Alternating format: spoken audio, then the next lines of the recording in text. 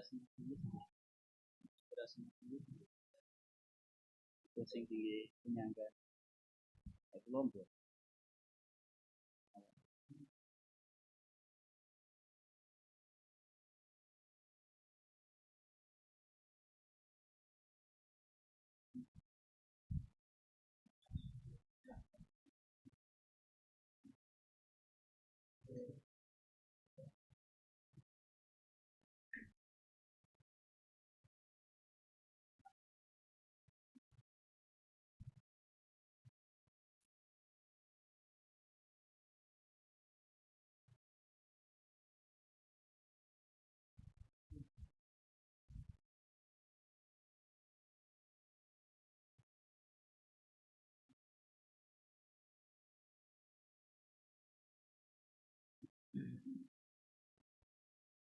Bismillahirrahmanirrahim. Assalamualaikum warahmatullahi wabarakatuh.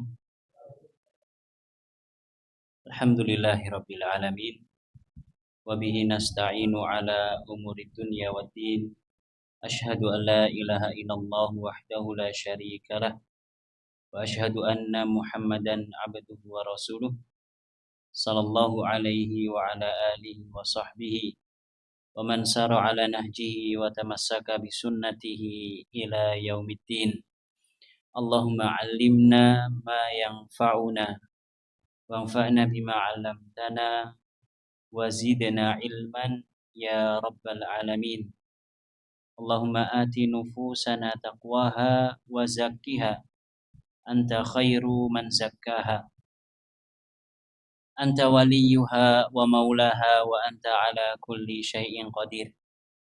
Allahumma ya hayyu ya qayyum ya rabbana ya dzal jalali wal ikram faqihna ajma'in fid din wa 'allimna al-Qur'ana was sunnata wa ta'wil. Puji syukur kita panjatkan kehadirat Allah Azza wa Jal. Salawat dan salam semoga senantiasa tercurahkan kepada baginda kita, uswah hasanah kita, Nabi Agung Muhammad sallallahu alaihi wasallam, kepada keluarga beliau, para sahabat serta segenap umat yang setia mengikuti jalan hidup beliau dengan baik dan benar. Bapak, Ibu dan hadirin jamaah sekalian rahimakumullah. Insyaallah di malam ini kita akan menuntaskan tafsir daripada surat Ad-Duha, di mana kita merujuk kepada tafsir yang ditulis oleh Al-Imam Abdurrahman Ibn Nasir As-Sa'idi rahimahullah ta'ala. Pertemuan yang lalu kita telah membahas beberapa hal, di antaranya kenapa Allah Subhanahu wa ta'ala bersumpah dengan waktu duha, kemudian sebab turunnya surat ini, lalu berikutnya Allah Subhanahu wa ta'ala sebutkan 3 kenikmatan untuk Nabi sallallahu alaihi wasallam, dan tentunya kenikmatan ini didapatkan oleh umatnya. Walal akhiratu khairul laka minal ula wala sawfa yu'tika rabbuka fatardha.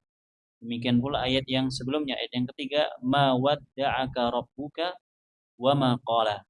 Ini adalah kenikmatan yang Allah berikan kepada Nabi sallallahu alaihi wasallam. Allah Subhanahu wa taala tidak pernah meninggalkan Nabi sallallahu alaihi wasallam tersia-siakan.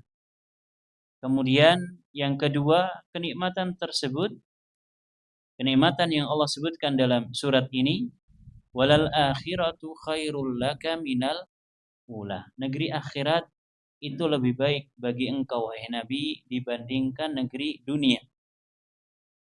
Maka ini tentunya kita dapatkan pula, kita peroleh pula.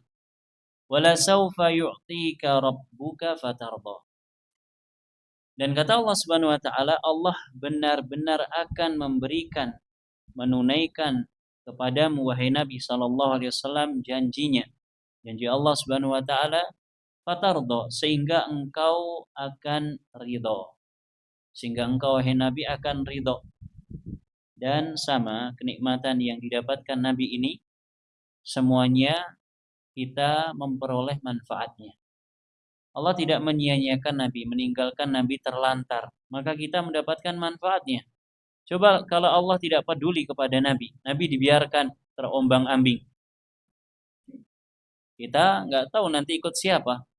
Kemudian yang kedua, negeri akhirat lebih baik dibandingkan negeri dunia. Dan ini yang diajarkan oleh Nabi Shallallahu Alaihi Wasallam. Karena itu Nabi Shallallahu Alaihi Wasallam pernah ditawari banyak hal daripada kenikmatan-kenikmatan duniawi. Kemudian Nabi Shallallahu Alaihi Wasallam menolaknya. Bahkan beliau mengatakan bahwa apa urusanku dengan dunia ini.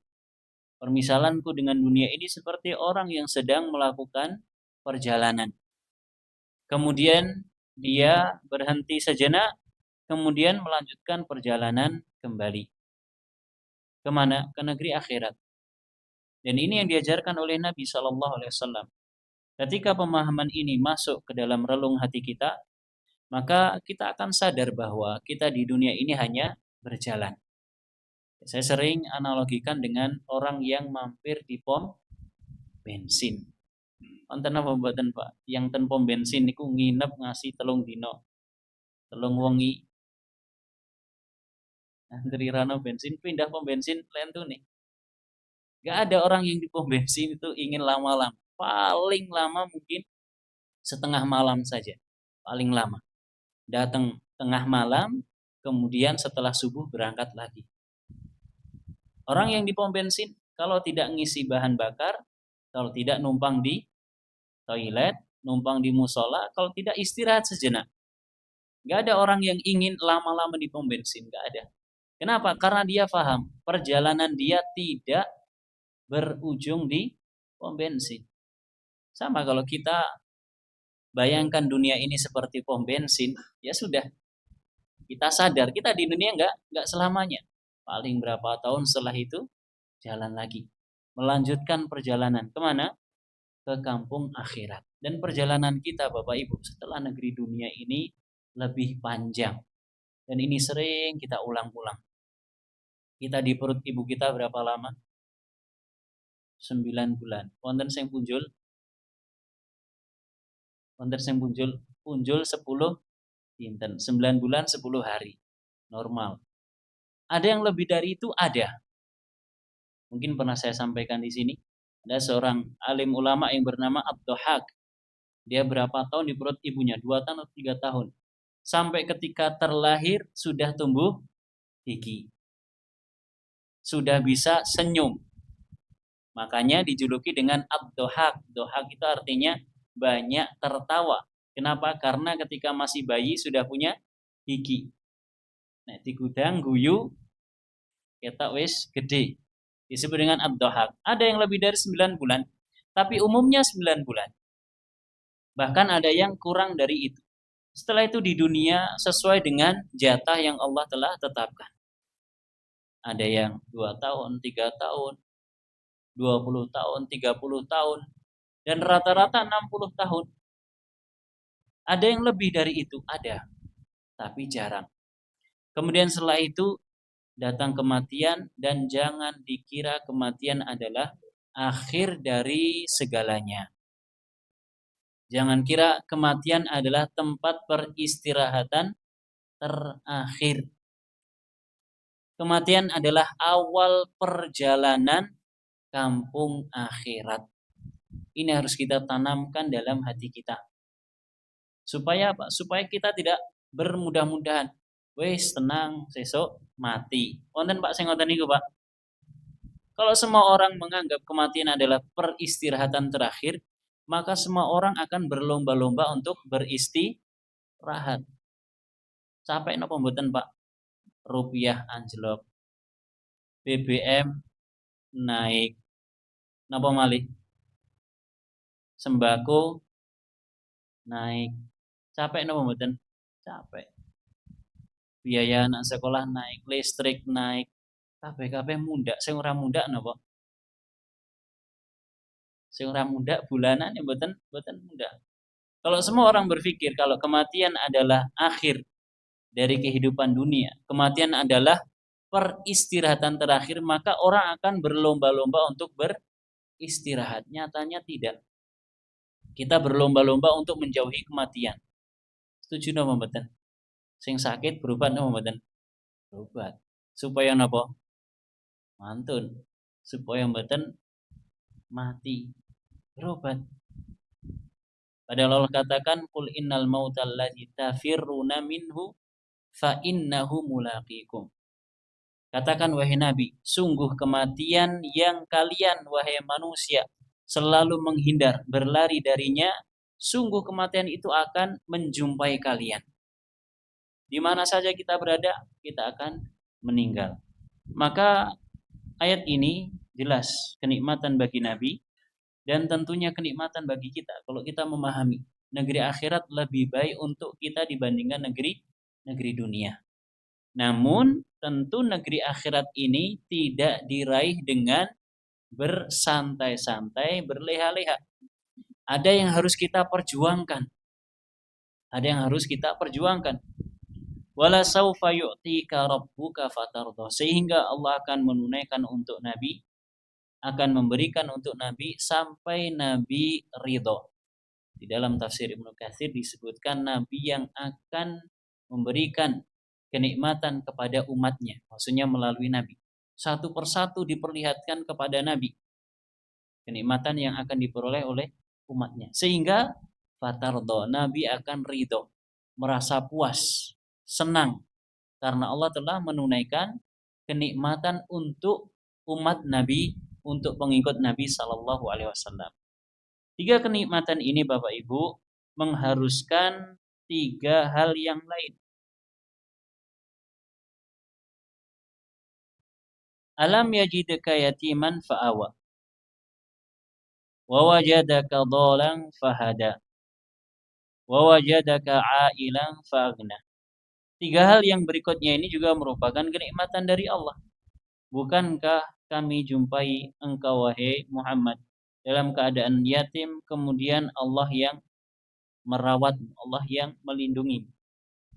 Dan juga Allah menjumpaimu dalam keadaan tersesat, tidak mengetahui apa-apa, fahada, kemudian Allah berikan hidayah. Wa wajadaka 'ailan fa'aghna. Allah jumpai dirimu dalam keadaan miskin, tidak memiliki sesuatu pun, fa'aghna, lantas Allah jadikan engkau kaya. Nabi SAW lahir dalam keadaan yatim, kemudian Allah yang menjaganya. Dari mulai dirawat oleh ibunya, kemudian dipersusukan kepada Halimah, kemudian dikembalikan kepada ibunya, tidak selang lama ibunya meninggal, dilanjutkan kakeknya, tidak selang lama kakeknya meninggal, kemudian pamannya. Allah yang mengatur itu semua, namun di sisi yang lain Allah yang menjaga Nabi, Allah yang mengontrol Nabi Shallallahu Alaihi Wasallam. Lalu Nabi Shallallahu Alaihi Wasallam pun juga dalam keadaan dol, tidak mengetahui apa-apa. Kata Allah Subhanahu wa taala, "Ma kunta tadri mal kitab walal iman." Wahai Nabi, engkau sebelumnya tidak mengetahui apa itu Alkitab, Al-Qur'an. Apa itu keimanan? Nabi enggak tahu. Fahada. Kemudian Allah yang memberikan petunjuk kepada Nabi sallallahu alaihi wasallam. Demikian pula Nabi sallallahu alaihi wasallam terlahir dalam keadaan tidak memiliki apa-apa. Fa'agna. Lantas Allah yang memberikan kecukupan kepada Nabi Shallallahu Alaihi Wasallam. Nabi lahir nggak punya apa-apa. Bukan hanya Nabi Shallallahu Alaihi Wasallam. Apalagi kita, kalau Nabi lahir nggak punya apa-apa, apalagi kita. Ada Pak orang yang lahir ceprot langsung sudah pakai baju? Nggak ada. Langsung yang perempuan langsung punya anting-anting, langsung ngagem gelang kalung, nggak ada. Lahir nggak punya apa-apa. Demikian pula ketika lahir kita dalam kondisi tidak tahu apa-apa. Dol, fahada. Kemudian Allah yang memberikan petunjuk, Allah yang ngajari kita. Kata Allah Subhanahu wa taala di dalam Al-Qur'an, "Wallahu akhrajakum min butuni ummahatikum la ta'lamuna syai'a." Dialah Allah yang mengeluarkan kalian dari perut ibu kalian dalam kondisi tidak mengetahui apa-apa. Ngerti napa Pak bayi lahir ceprot? Saya ketika lahir tahu apa? Enggak punya apa-apa, enggak tahu apa-apa. Termasuk anaknya orang besar, anaknya alim ulama, anaknya kiai, anaknya ustadz. Ketika lahir ceprot langsung jadi wong pinter napa mboten? Tidak. Anak kiai misalkan lahir langsung jadi Gus, mboten. Enggak tahu apa-apa, harus belajar.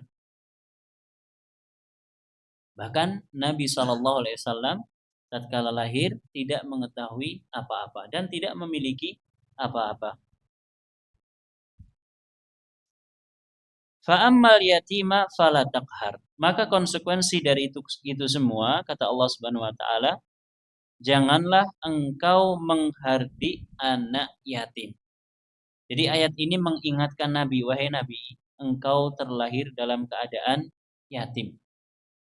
Maka kalau ada anak yatim janganlah engkau hardik. Demikian pula kita pengikut Nabi Shallallahu Alaihi Wasallam. Dan tentu Nabi sangat merasakan kondisi anak yatim. Kenapa? Karena Nabi sendiri terlahir dalam keadaan yatim. Maka tidak salah tatkala beliau mengatakan ana wa kafilul yatimi kahataini fil jannah. Kata Nabi, saya dan orang yang ngopeni anak yatim seperti dua jari ini di surga. Bapak Ibu jenengan pengen dadi tonggone Kanjeng Nabi ten surga. Ini diantara triknya, diantara tipsnya. Apa itu? Ngopeni anak-anak yatim. Ngopeni anak-anak yatim ini maksudnya adalah menyantuni mereka, memberikan kecukupan untuk kebutuhan mereka, baik kebutuhan hidup, makan, minum, pakaian, ataupun kebutuhan pendidikan untuk anak yatim. Bukan malah biayaan. Bocah ora yatim niat sinau mondok malah dirusak. Ten pundi, Pak? Ten pundi? Ten berita. Wong bocah niat ajeng sinau malah dirusak. Ini luar biasa. Ajaran Islam tidak ada seperti itu. Dan jangan pernah mengatakan Nabi kan istrinya banyak. Nabi memperistri. Dan Nabi istrinya semuanya janda kecuali Aisyah. Tidak seperti ulah oknum yang seperti itu. Sebaliknya Islam memerintahkan kalau ada anak yatim maka disantuni. Nabi katakan ana wa kafilul yatimi kahataini fil jannah. Saya dan orang yang menyantuni, ngopeni anak yatim seperti dua jari ini di surga. Berdekatan tempatnya. Maka kalau kita ingin jadi tetangganya Kanjeng Nabi di surga kelak, di antara caranya adalah menyantuni anak yatim. Tidak perlu jauh-jauh golek apa jenenge panti asuhan. Coba cek kanan kiri kita. Mungkin ada di antara tetangga kita yang yatim. Karena terkadang niku Pak, semut nek tebih malah ketawis.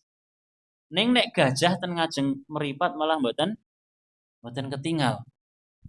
Karena itu tatkala ada ayat-ayat semacam ini coba tengok di sekitar kita. Boleh jadi Bapak Ibu ponakan kita ada yang yatim. Tentu menyantuni ponakan kita yang yatim lebih utama dibandingkan menyantuni anak orang lain yang yatim. Seperti halnya jenengan sedekah kepada kerabat jenengan, ini lebih utama dibandingkan jenengan sedekah ke luar negeri. Kenapa? Karena ini ada dua jalur. Yang pertama jalur sedekah, yang kedua jalur silaturahim. Yang pertama jalur menyantuni ponakan itu kalau diibaratkan kita, kalau misalkan yang meninggal adalah saudara kita, bapak-bapak, maka kita menggantikan posisi ayahnya. Kita pamannya, kita pakdenya, kita menggantikan posisi ayahnya. Demikian pula bibi. Bahkan Nabi secara tegas mengatakan al-amatu kal. Bule bude itu sama seperti ibu. Maksudnya adalah bule dan bude dari jalur ibu. Itu sama seperti ibu. Maka ketika ada seorang anak ibunya meninggal, nanti orang yang pertama kali memiliki sikap atau sifat rahmah, kasih sayang kepada si anak ini adalah siapa? Bibinya. Karena Nabi menegaskan seperti itu. Maka menyantuni anak yatim, coba kita tengok lingkungan sekitar kita. Jangan-jangan di sekitar kita ada. Kita santuni. Coba kita datangi berapa kebutuhannya setiap bulan. Ini lebih utama dibandingkan orang yang jauh. Wa amma sa'ila fala tanhar. Dan terhadap orang yang meminta-minta janganlah engkau membentak. Tanhar, menolak dengan ucapan yang keras, yang menyebabkan orang yang meminta tersebut sakit hati. Permasalahannya di sini apa yang diminta? Apa yang diminta kira-kira? Macam-macam. Yang jaluk, kira-kira jaluk apa, Pak? Jaluk duit. Nggih. Jaluk napa? Jaluk napa malih? Lentune duit. Banyak, ada orang yang datang meminta harta, ada pula orang yang datang meminta selain harta. Meminta ilmu, sa'il itu kan orang yang meminta. Sa'il juga bisa dimaknai dengan orang yang bertanya. Dan ini yang ditafsirkan oleh para ulama kita. Orang yang datang meminta itu ada yang meminta dengan sesuatu yang sifatnya materi, harta. Ada yang meminta dengan sesuatu yang sifatnya maknawi, seperti ilmu. Maka tatkala seseorang didatangi orang yang meminta-minta dan dia tidak mampu untuk memberikan, janganlah menolak dengan ucapan yang kasar yang menyebabkan orang yang minta tersebut tersakiti hatinya. Baik yang diminta adalah ilmu ataupun harta. Makanya tugas para ulama, tugas para dai, orang yang mengajarkan kepada orang lain itu harus bersikap rahmah, kasih sayang. Sehingga ada sebuah hadis Bapak Ibu rahimakumullah yang disebut dengan hadis saya lupa istilahnya. Tapi hadis tersebut selalu dibacakan oleh para ulama sebelum memulai pelajaran. Jadi misalkan kita mau ngaji tafsir, pertemuan pertama hadis tersebut dibacakan. Hadisnya bagaimana?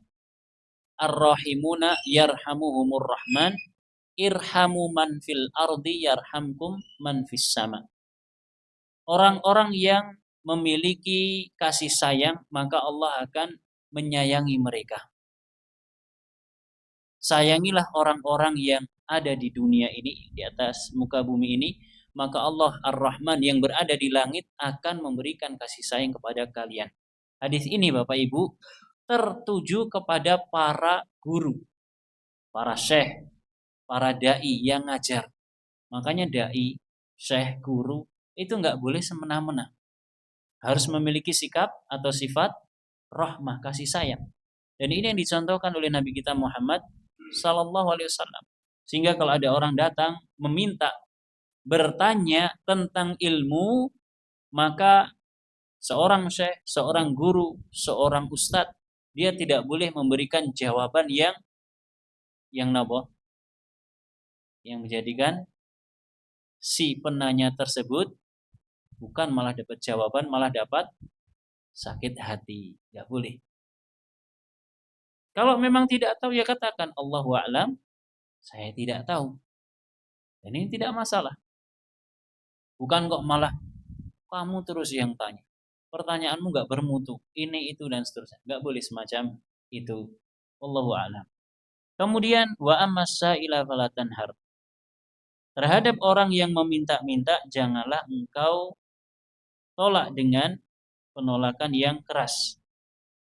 Masalah berikutnya adalah Apa hukum meminta-minta, Bapak Ibu? Apa hukum meminta-minta? Baik. Kalau sa'il kita maknai dengan bertanya, apa hukum bertanya? Kita sebagai murid bertanya kepada guru kita, apa hukumnya? Beberapa pertemuan lalu kita telah bahas. Banyak bertanya bisa menyebabkan apa? Kebinasaan. Wa innama ahlaka man kana qablakum kasratu masailihim wa ikhtilafuhum ala anbiya'ihim.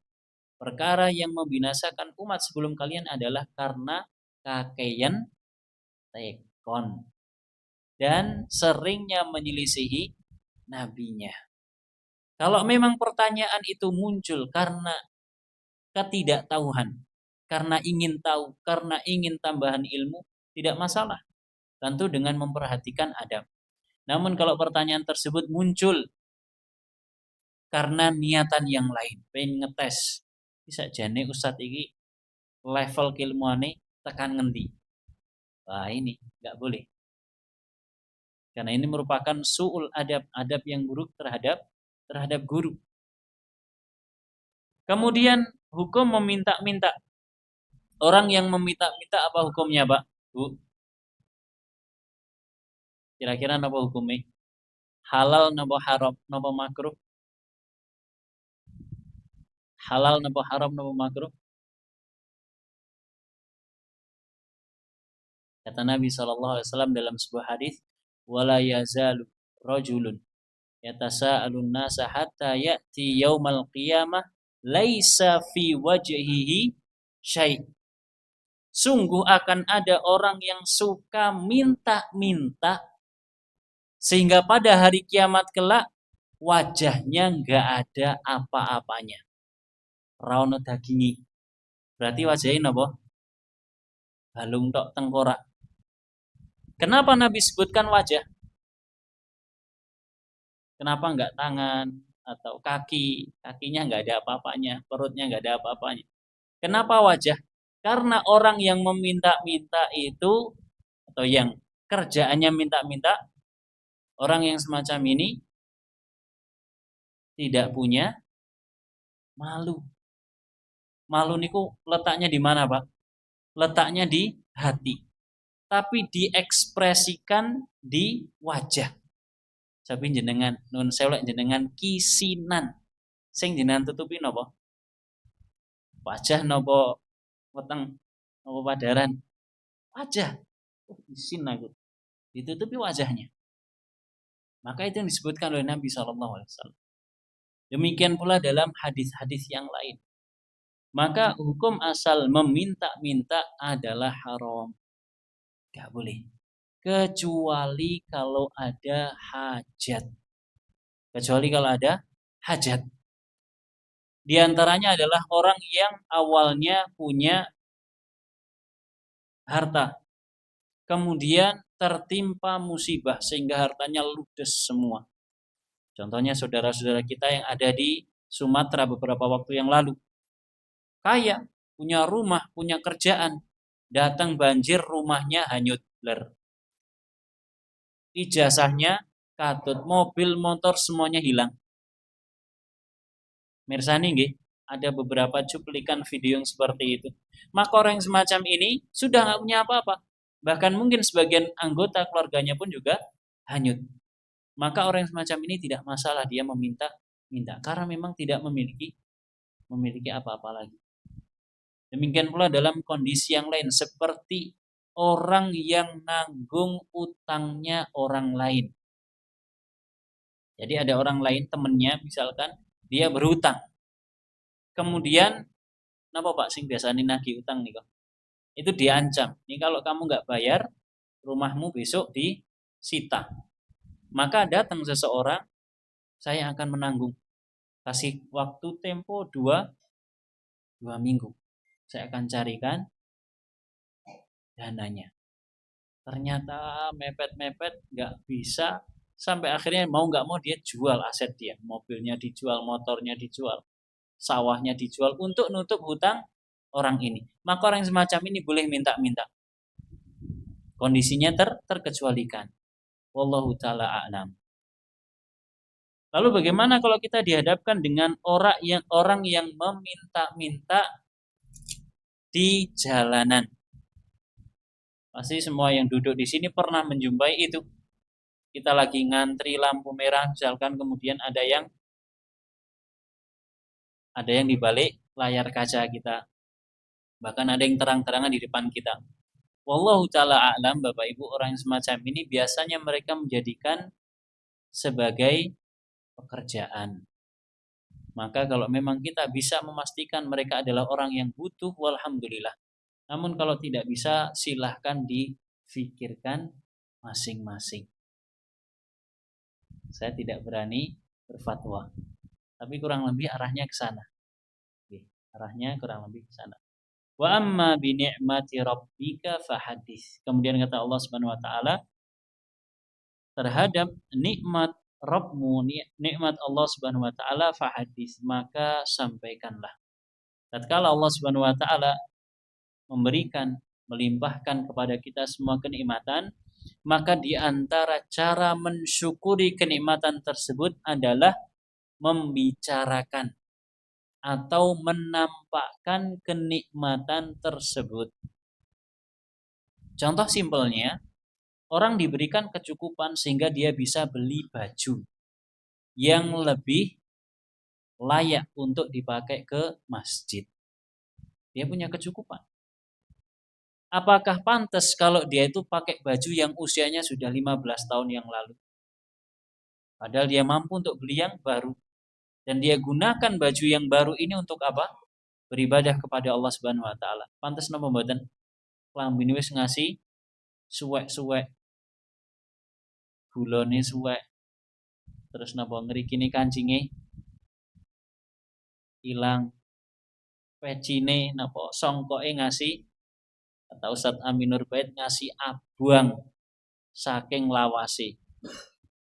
Orang semacam ini ya hendaknya dia ya silahkan kalau mau menggunakan pakaian yang seperti itu, tapi hendaknya dia nampakkan kenikmatan Allah yang Allah berikan kepadanya.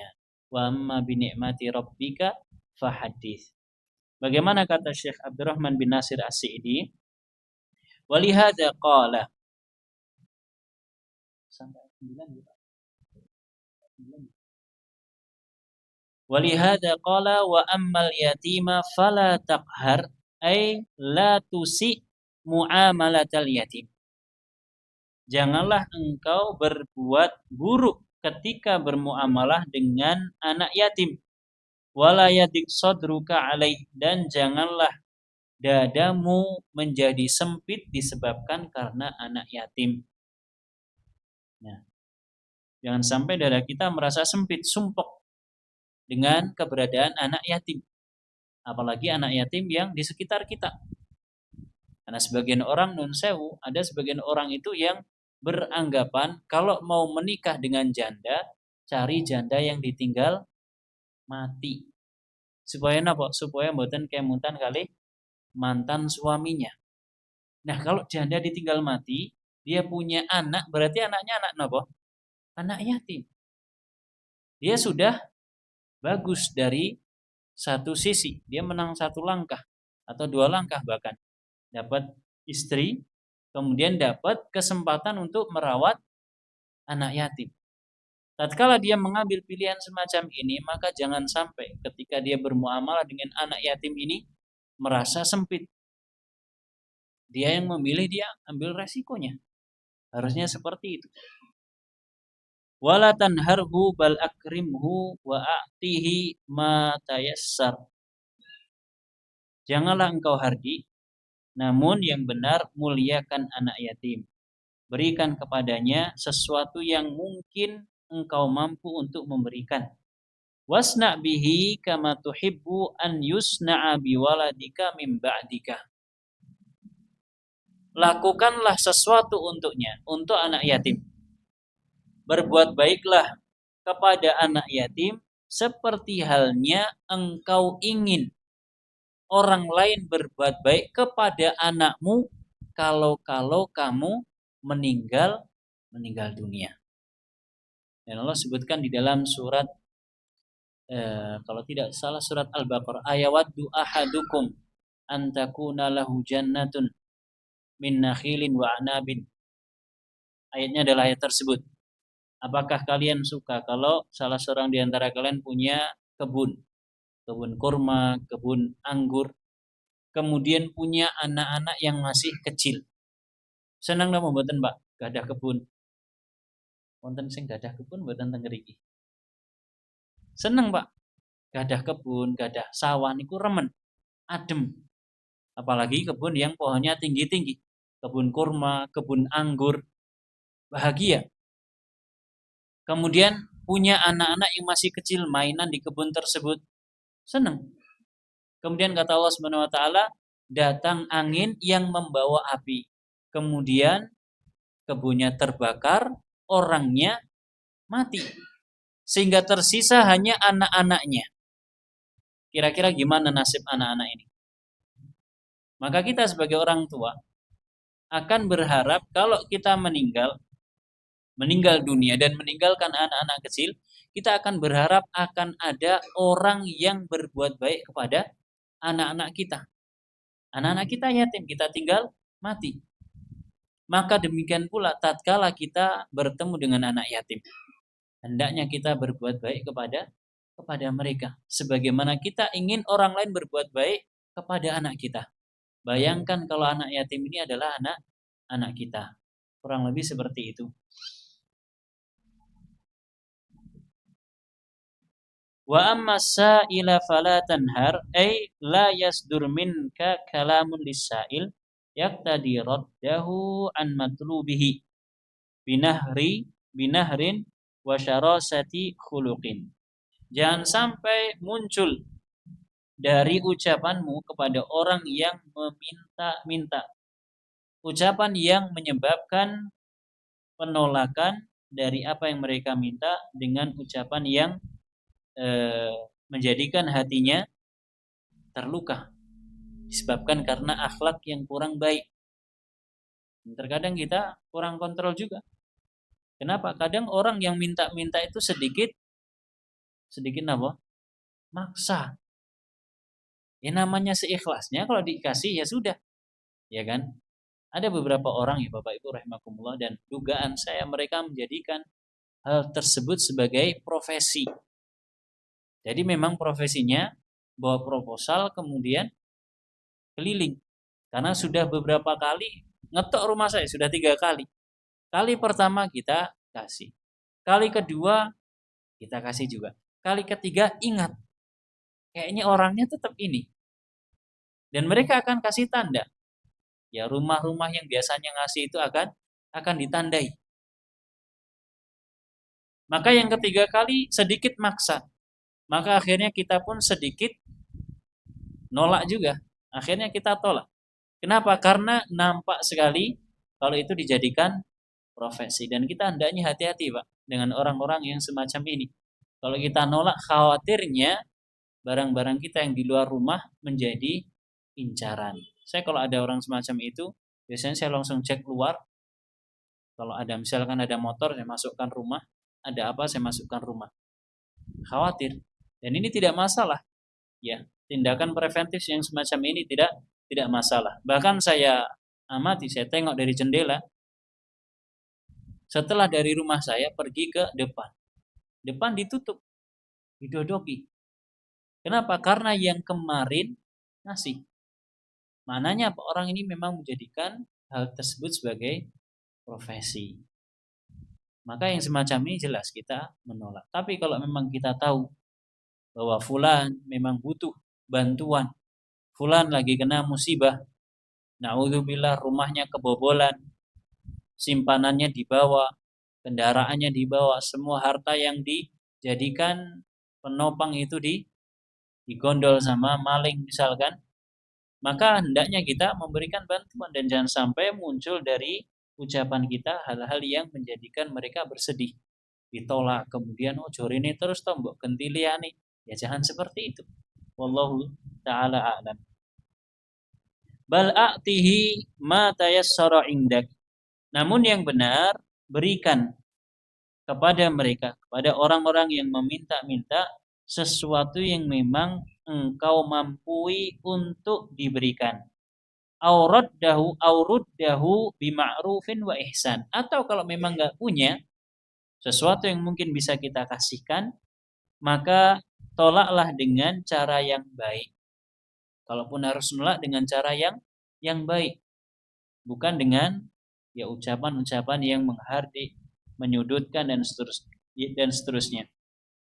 Wadkhulu fi hadzal sa'il lil mali wasaili lil ilmi. Ini yang tadi kita sebutkan.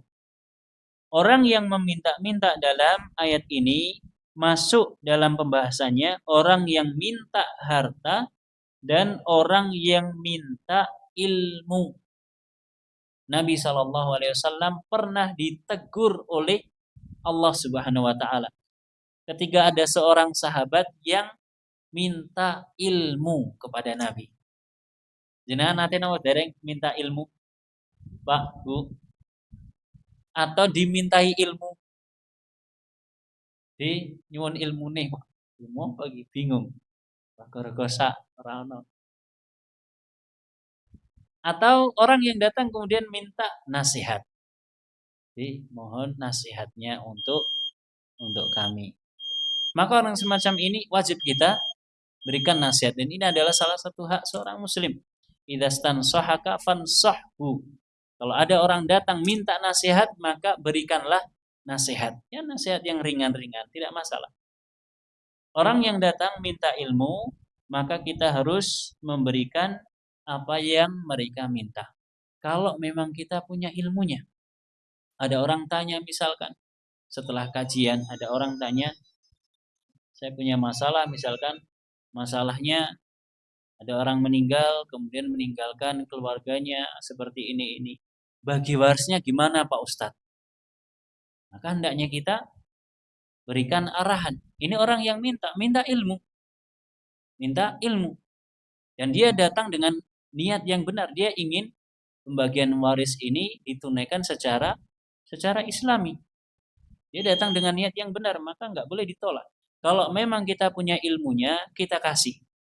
Namun kalau kita nggak punya ilmunya, Allahu a'lam, saya tidak tahu. Allahu a'lam, saya lupa, nanti saya cek lagi, saya pelajari ulang. Walihada kana al-muallimu ma'muran bihusnil khuluqi ma'al muta'allimi wa mubasyaratuhu bil ikrami wa tanahhuni wa tahannuni alaihi. Barangkali azan dulu gitu.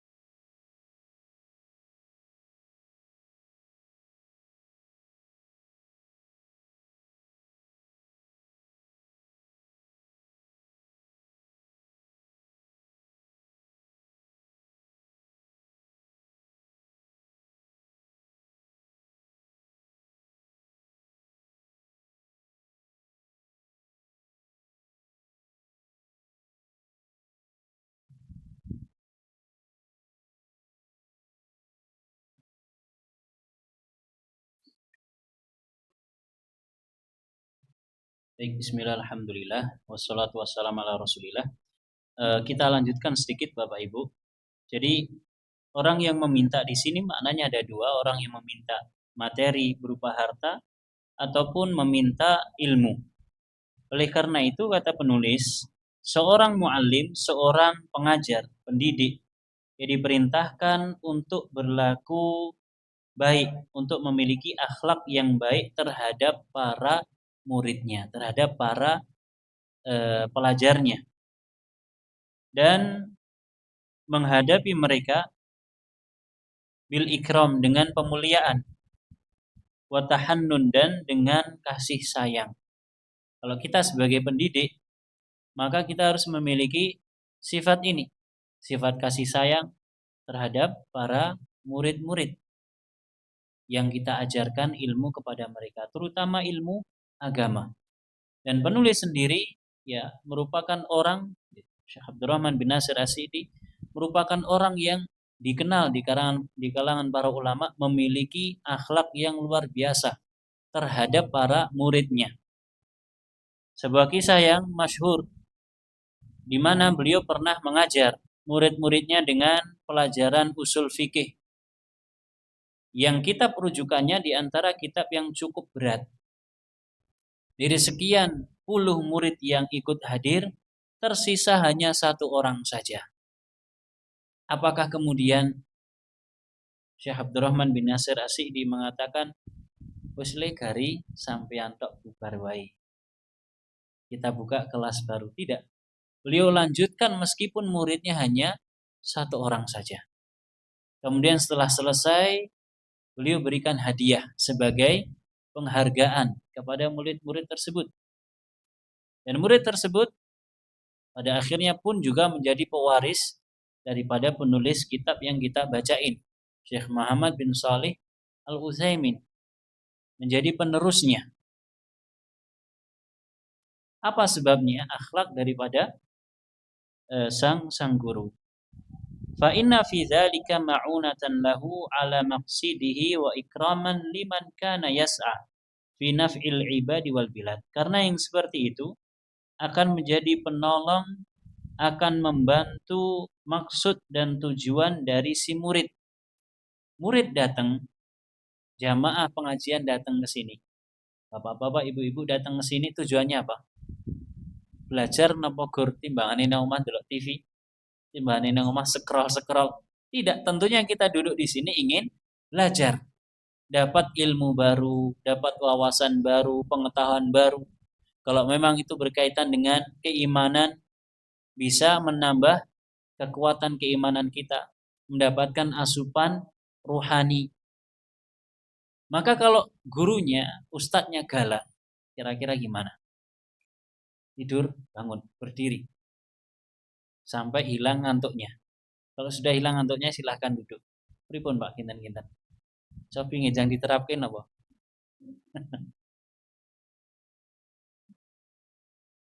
Kalau galak seperti itu, besoknya nggak hadir lagi. Ya kan? Padahal niat Bapak Ibu hadir ke sini untuk belajar, untuk mendengarkan. Barangkali ada sesuatu yang baru yang bisa saya yakini kalau memang sebelumnya saya belum tahu. Ya kan? Ini akan menjadikan orang lari, pergi dari ilmu.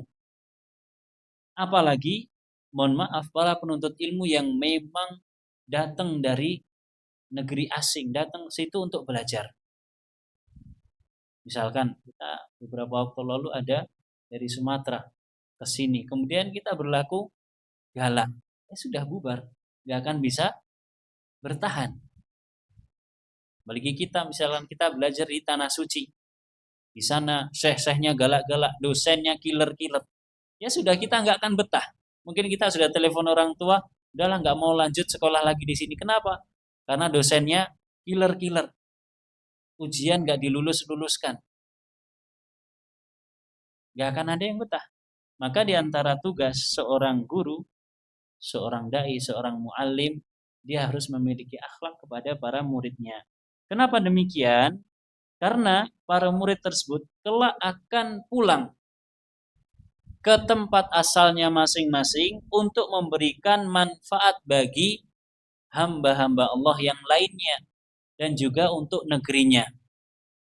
Mereka yang belajar misalkan Pak di Madinah, pulang dari Madinah, mereka akan minimal diundang napa?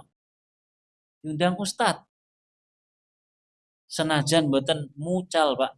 Meskipun nggak ngajar, mereka akan dipanggil sebagai ustadz. Padahal nggak ngajar, nggak punya pondok, tukang bisnis. Tapi karena lulus dari sana dipanggil ustadz. Kenapa? Karena memang sudah seharusnya mereka menebarkan ilmu, menyebarkan ilmu di tengah-tengah kaum muslimin sehingga manfaatnya didapatkan. Betapa banyak orang yang ngantri, Pak. Pemuda-pemuda kita yang ngantri pengen belajar di tanah suci, baik itu Mekah ataupun Madinah ataupun di kampus-kampus yang lainnya. Ngantri, Pak.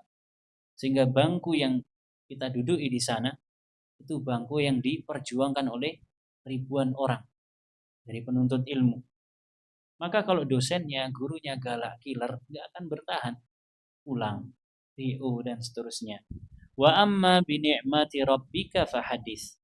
Dan terhadap nikmat Rabbmu maka bicarakan, maka nampakkan. Wa hadza yashmal an-ni'amat diniyah wa dunyawiyah. Dan ini mencakup kenikmatan yang sifatnya berupa kenikmatan agama ataupun berupa kenikmatan duniawi. Kenikmatan berupa kenikmatan agama. Contohin apa Pak?